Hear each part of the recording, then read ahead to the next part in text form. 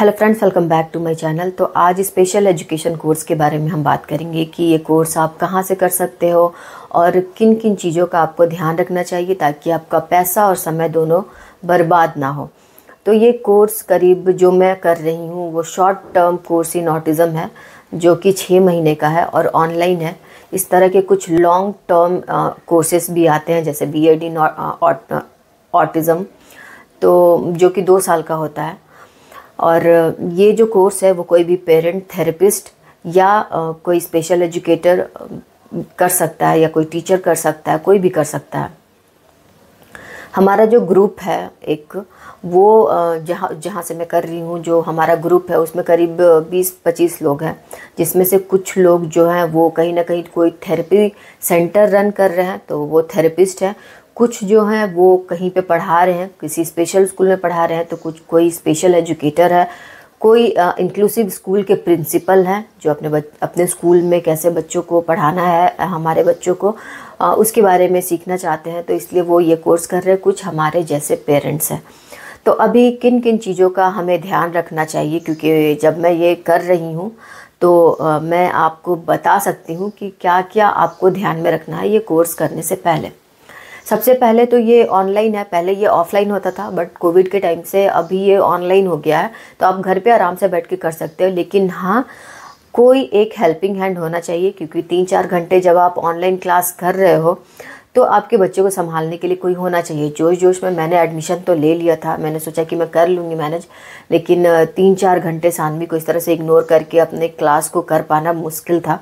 तो अभी मैंने घर से अपनी बहन को बुलाया है, वो मेरा थोड़ा सा हेल्प कर देती है, उस टाइम पर सानवी को संभालती है। तो कोई एक आपका हेल्पिंग हैंड होना चाहिए कि आपके बच्चे को उस टाइम पर वो संभाल सके।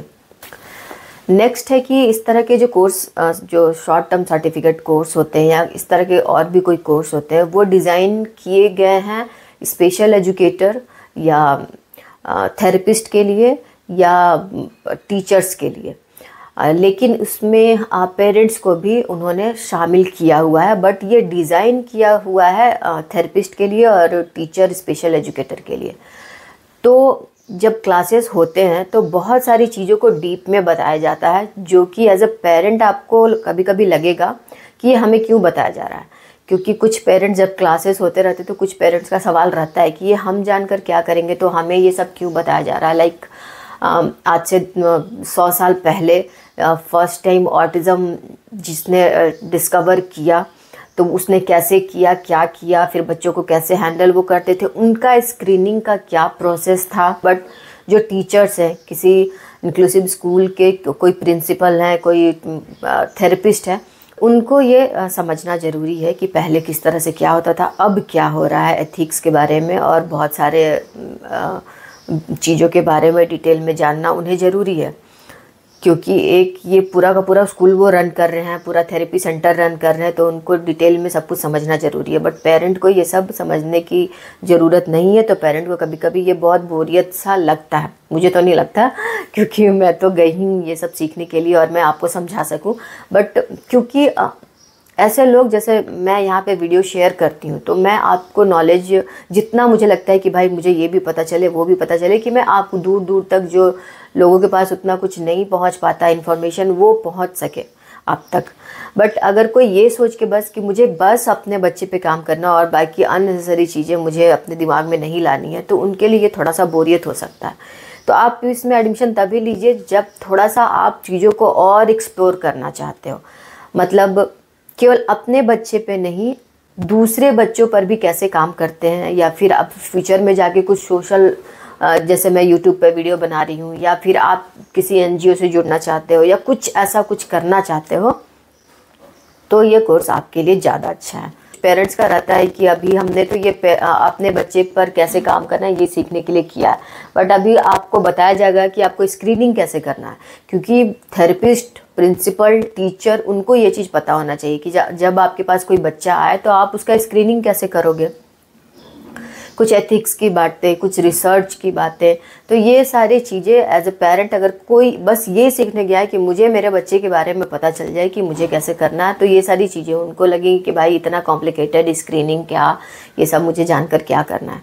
तो थोड़ा सा अगर आप चीज़ों को मतलब और अच्छे से समझना चाहते हो तभी ये कोर्स करना, नहीं तो फिर कोई फ़ायदा नहीं है। और आप समझोगे नहीं तो जो भी असाइनमेंट, जो रिपोर्ट आपको तैयार करना है और जो भी एग्ज़ाम होंगे वो आप क्लियर नहीं करोगे तो आपको वो फिर सर्टिफिकेट कोर्स भी का जो सर्टिफिकेट है, जिस कोर्स को आप कर रहे हो, वो सर्टिफिकेट जो आपको मिलना है वो भी वो नहीं देंगे अगर आप ये सब नहीं करोगे तो इस चीज़ का ध्यान रखना है। दूसरा है कि एडमिशन लेने से पहले वो बोलते हैं कि हम हिंदी और इंग्लिश दोनों में कराते हैं, बट क्लासेस इंग्लिश में ही होती हैं। तो 2 पेरेंट्स ऐसे हैं हमारे ग्रुप में जिनको मतलब अंग्रेजी सुन के समझ में नहीं आती है, तो उनको बहुत प्रॉब्लम हो रही है। अभी क्या बताया जा रहा है उनको समझ में ही नहीं आ रहा है कि बार बार वो बोलते हैं कि मैम मुझे कुछ समझ में नहीं आया, कुछ नहीं समझ में आया। तो जो भी लेक्चरर है, मान लो कि मेडिसिन पर कोई लेक्चर है किसी दिन मेडिसिन के ऊपर, अब मेडिसिन के बारे में बताया जा रहा है, एक तो मेडिसिन का जो भी टर्म्स वगैरह यूज़ होता है वो खुद ही बहुत कॉम्प्लिकेटेड होता है। अभी उसमें वो किसी को समझ में ही नहीं आ रहा है कि सुन के समझ में नहीं आ रहा है कि क्या कोई बोल रहा है।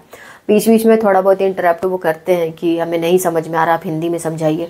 तो क्या होता है कि 2-4 लाइन वो हिंदी बोलेंगे, लेकिन फर्स्ट लैंग्वेज क्योंकि उनकी इंग्लिश है तो वो बोलते बोलते कब इंग्लिश बोलने लगेंगे आपको नहीं समझ में आएगा। और दूसरी बात ये है कि जो फर्स्ट लैंग्वेज होता है ना, जिस चीज़ में जो कंफर्टेबल होता है उसी भाषा में अच्छे से समझा पाता है। तो उनका फर्स्ट लैंग्वेज इंग्लिश है, वो इंग्लिश ज़्यादा अच्छे से बोलते हैं, तो वो इंग्लिश में ही ज़्यादा अच्छे से समझा पाते हैं। हिंदी में उनको समझ नहीं आता है कि क्या बोलो, कैसे समझाएं। जैसे अगर आप मुझे बोल दोगे कि अब ये सारी बातें मैं इंग्लिश में बोलूँ तो मैं आपको इतने अच्छे से शायद ना समझा पाऊँ।